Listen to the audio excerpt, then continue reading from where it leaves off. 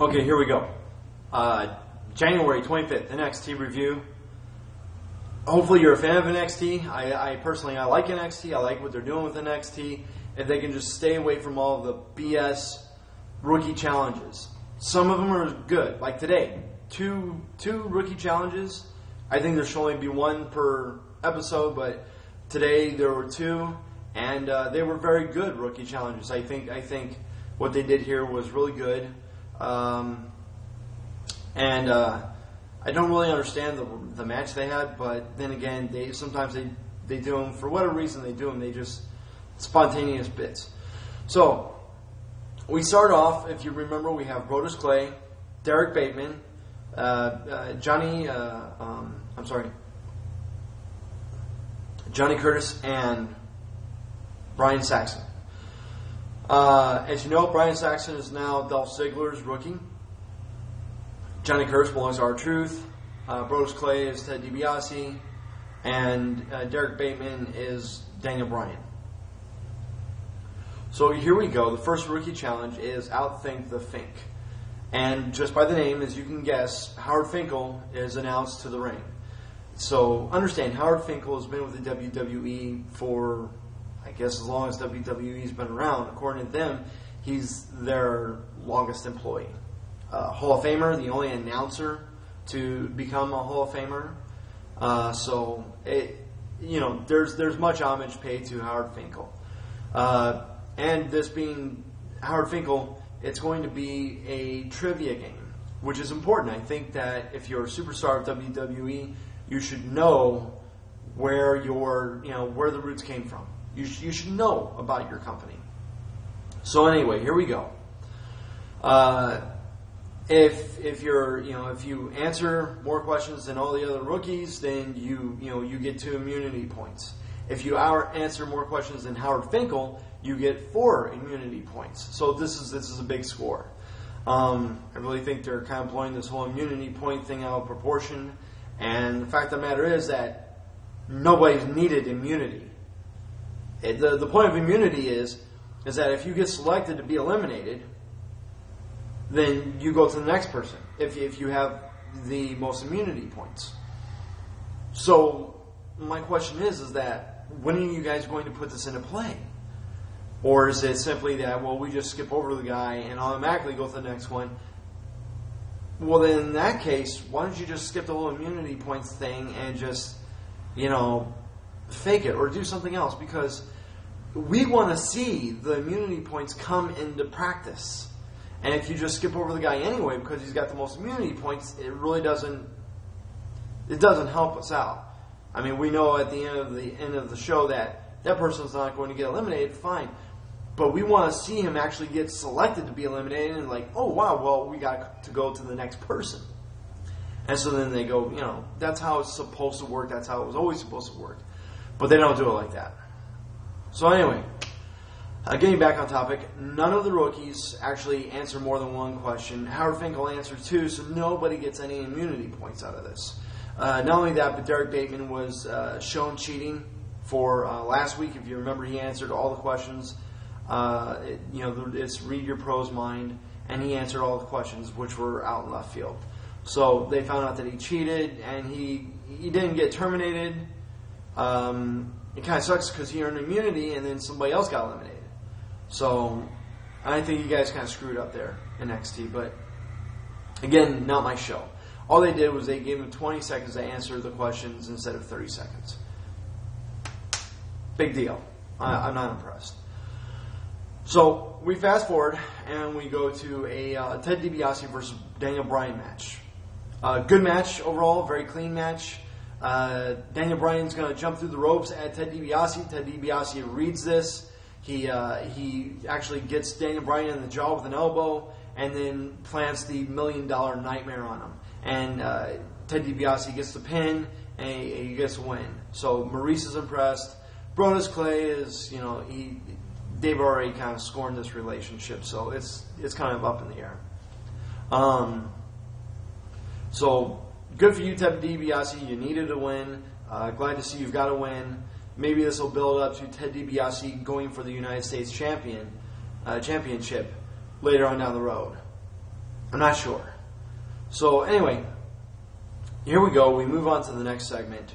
And the next segment is going to be a Fatal 4-Way. This is the next Rookie Challenge, but it's a match. So, thumbs up to you, WWE, for making it a match instead of something stupid. But it's not a Fatal 4-Way. You guys screwed up here. It's actually an over-the-top challenge. A Fatal 4-Way consists of the 4 men against each other. The first man who gets pinned, or the first man to pin an opponent, wins, or makes an opponent submit, wins. It's a Fatal 4-Way elimination. Well, that just means you have to pin all of them. But instead, you made an over-the-top challenge. Why you misnamed it, I don't know.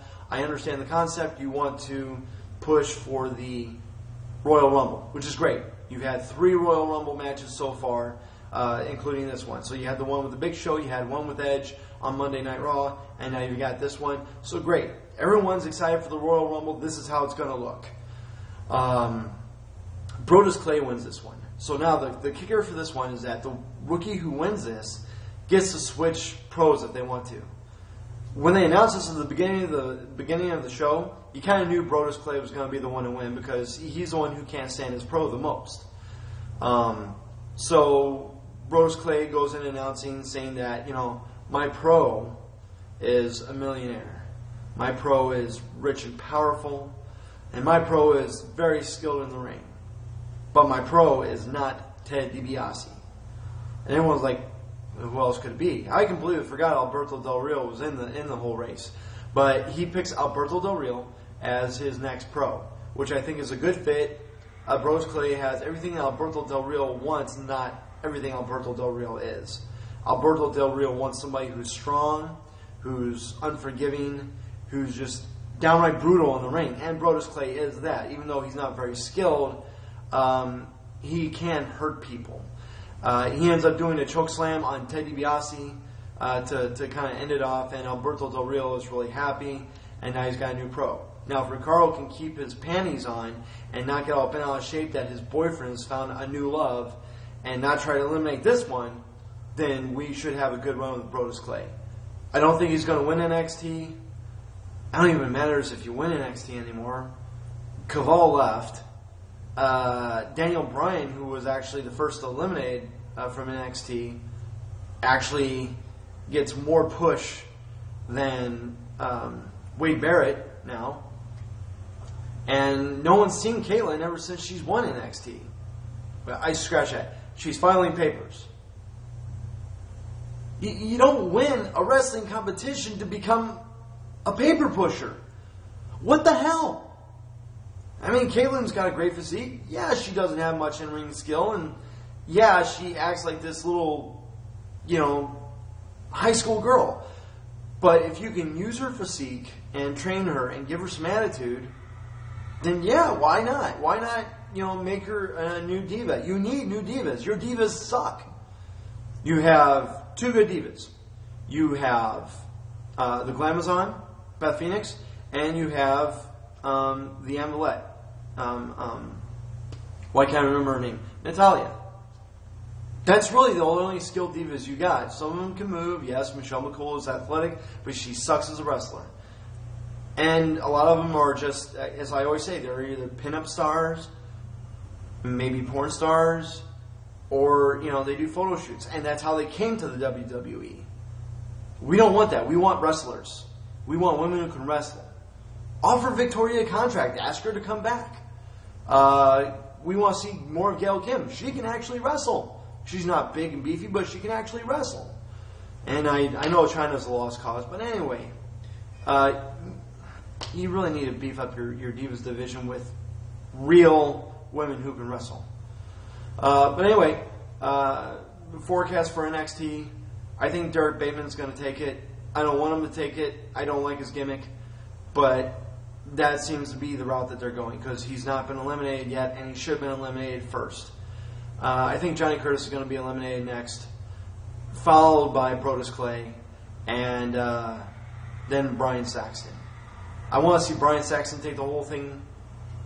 Possibly Brodus Clay's going to get a push from this. I don't know. But I think Derek Bateman is going to take it. Just because, I don't know. NXT's been weird like that. They always choose the underdog. And you say it's the underdog, they're getting the votes. If they can't wrestle, they can't win matches, then they're a freaking underdog. Okay? Anyway, stay tuned for WWE Superstars review. Hopefully I can get to that. And then SmackDown, and we'll see you at the Royal Rumble. All right, have a good one.